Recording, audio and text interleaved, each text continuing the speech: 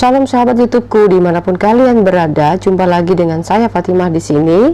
Nah, kali ini teman-teman kita akan menanggapi bangke yang dalam pengajarannya selalu memaksakan dengan pemahamannya sendiri dengan mencobet ayat Alkitab demi nabi barunya.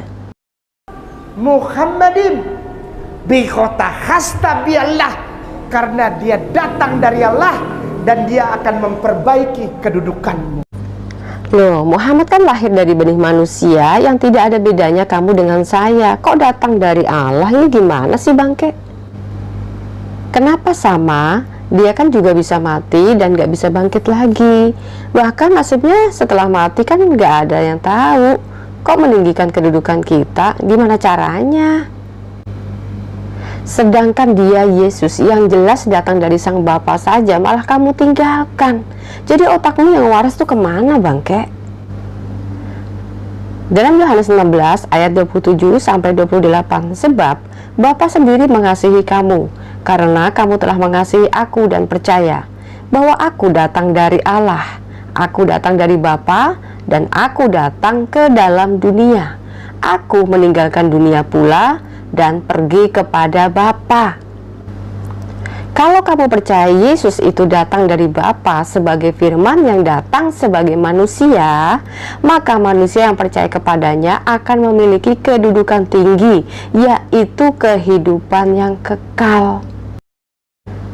Tapi kalau ente mengatakan Muhammad yang datang dari Allah dan memberi kedudukan yang tinggi, itu juntrungannya dari mana gitu loh Dul? Boya otaknya itu yang waras dikit apa? Berobat dulu geh. 1 Yohanes 5 ayat 13, semuanya itu kutuliskan kepada kamu supaya kamu percaya kepada nama anak Allah, tahu bahwa kamu memiliki hidup yang kekal. Tuh ada datanya kan. Nah kalau misalnya kamu ngomong kayak begitu, datanya dari mana gitu loh. Jadi makin kasihan ya sama jamaah Islam yang paling polos dikebulin sama orang yang tujuannya cuma hepeng doang. Terutama ya para mualaf yang suka koar-koar bahasa Alkitab itu tuh paling laris manis masalahnya ya. Wih, bulu badan berdiri. Saya sudah ribuan kali ceritain tapi selalu berdiri. Dan hati saya selalu menangis kalau dengar kata Rasulullah diucapkan oleh seorang nabi yang di sini dibuat jadi Tuhan. Namanya Yeshua HaMashiach.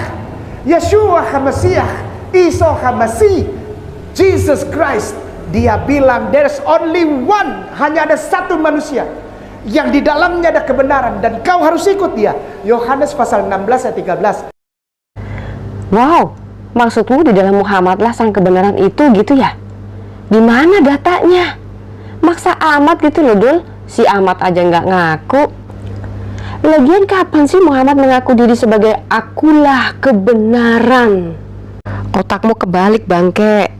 Yang betul, sang kebenaran itu Yesus. Dan perintah Yesus agar manusia disuruh mengikut dirinya, bukan mengikut Muhammad. Jadi kamu kalau ngomong kayak gitu tuh datanya bagaimana sih Dul ngebacanya?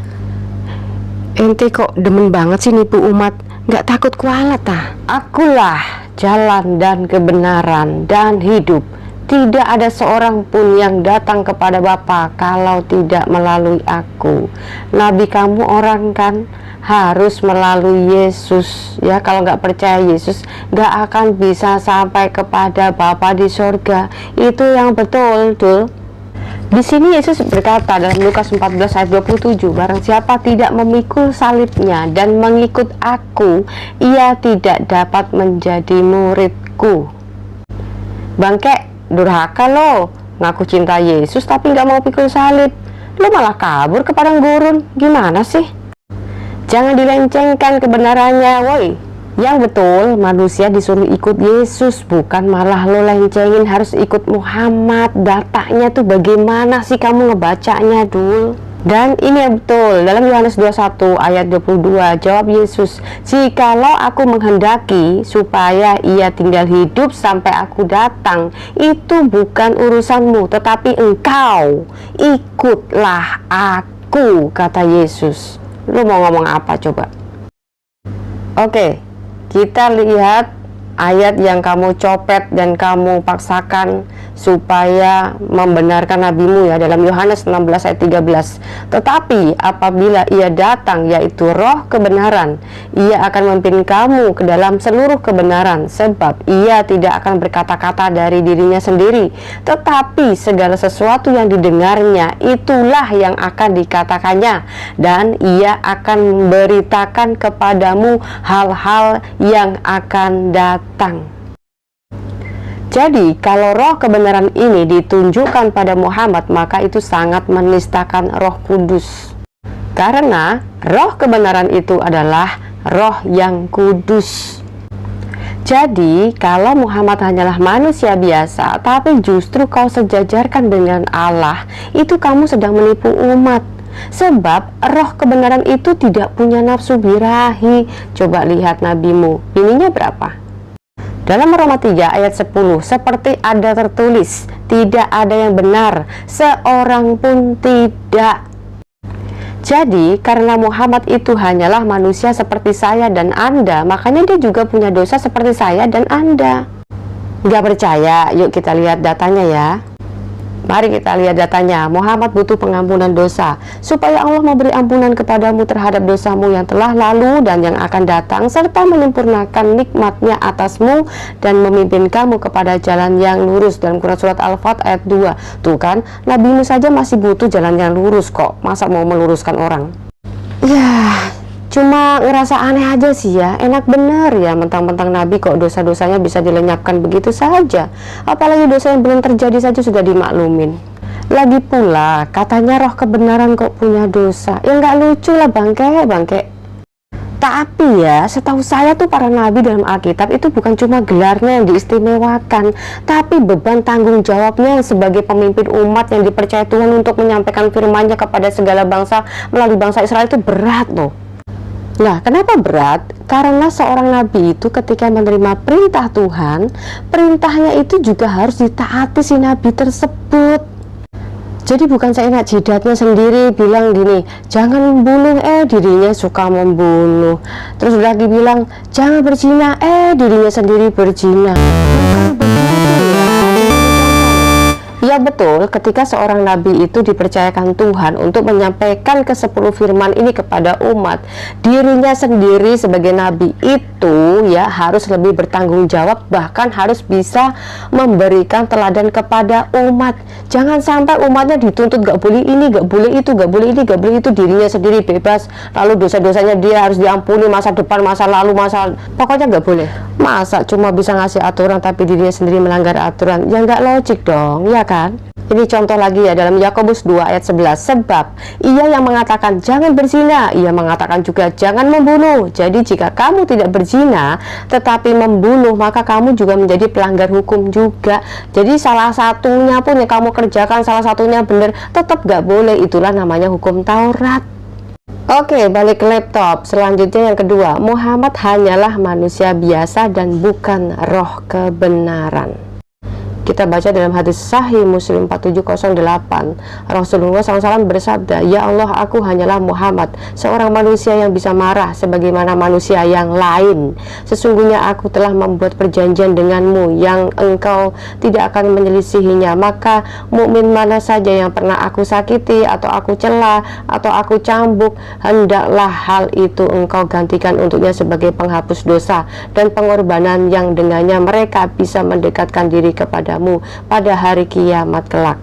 Tuh kan, Muhammad saja mengaku bahwa dirinya itu bukan roh kebenaran. Dia mengaku bahwa dirinya itu sama seperti kita semuanya, manusia biasa yang bisa hilaf ya, bisa mencela orang, bisa marah, mencambuk orang dan lain sebagainya.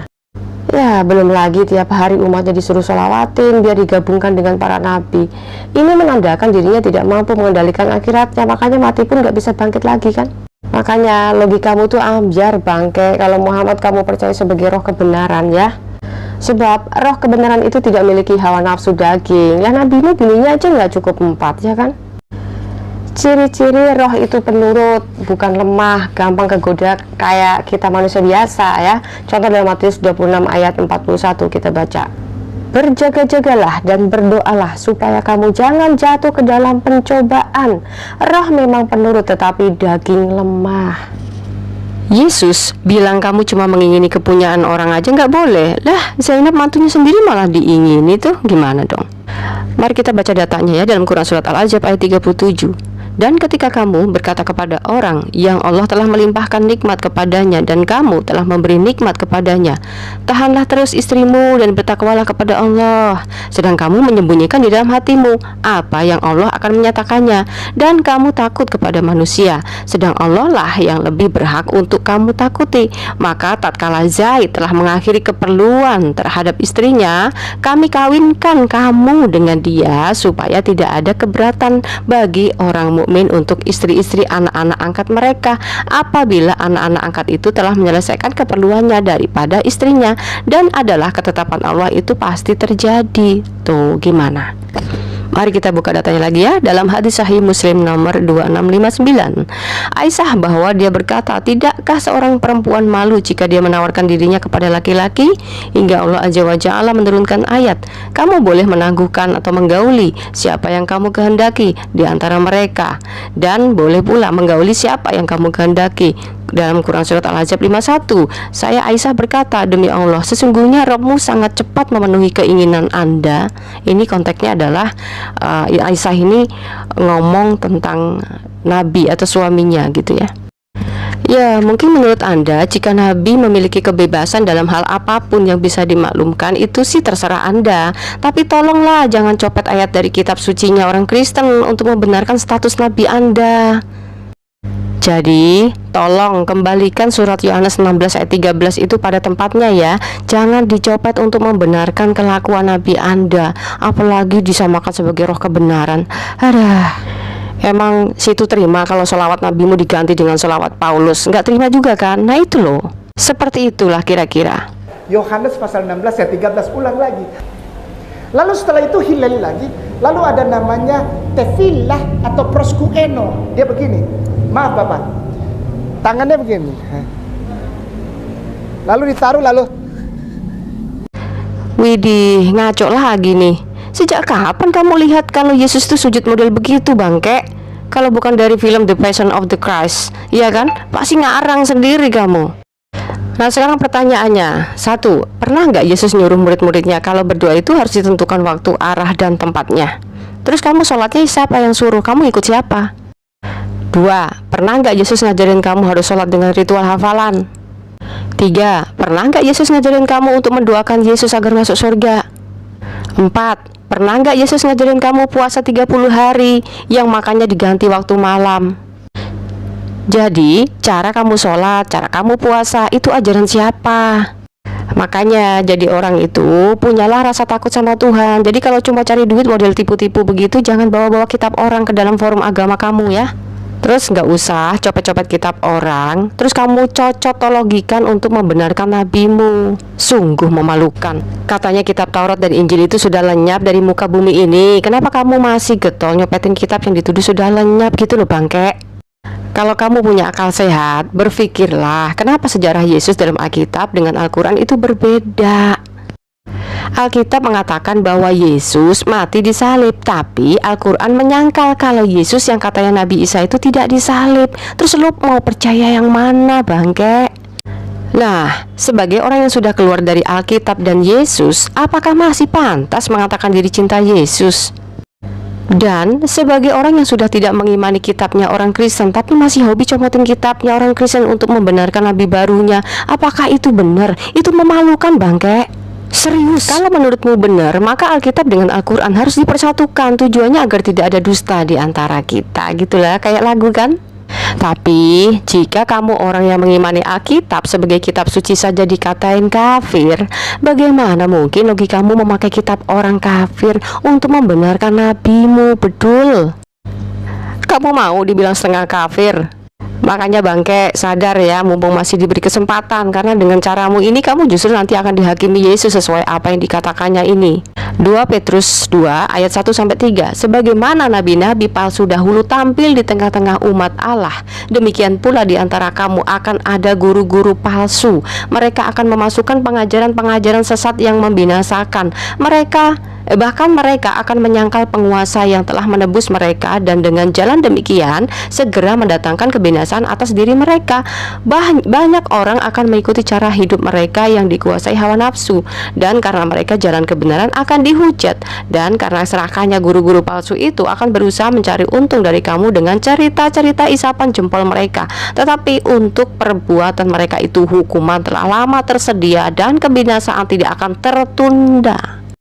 Ingat ya, saya sudah mengingatkanmu, jangan sampai terlambat. 2 Petrus 2 ayat 15, 17 sampai 19. Oleh karena mereka telah meninggalkan jalan yang benar, maka tersesatlah mereka, lalu mengikuti jalan Bileam anak Beor yang suka menerima upah untuk perbuatan-perbuatan yang jahat. Guru-guru palsu itu adalah seperti mata air yang kering, seperti kabut yang dihalaukan taufan.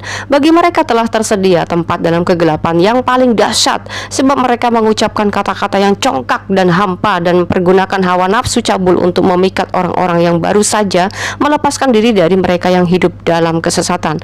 Mereka menjanjikan kemerdekaan kepada orang lain, padahal mereka sendiri adalah hamba-hamba kebinasaan. Karena siapa yang dikalahkan orang, ia adalah hamba orang itu. Nah, jika kamu seorang mualaf, silahkan berkesaksian, tetapi jangan punya hobi lagi mencopet ayat yang jelas sudah kamu tinggalkan, bahkan sudah kamu anggap kitab palsu. Apalagi sampai kamu ngemis-ngemis kitab Kristen untuk membenarkan nabimu. Ini sangat memalukan. Salam waras, Tuhan Yesus memberkati.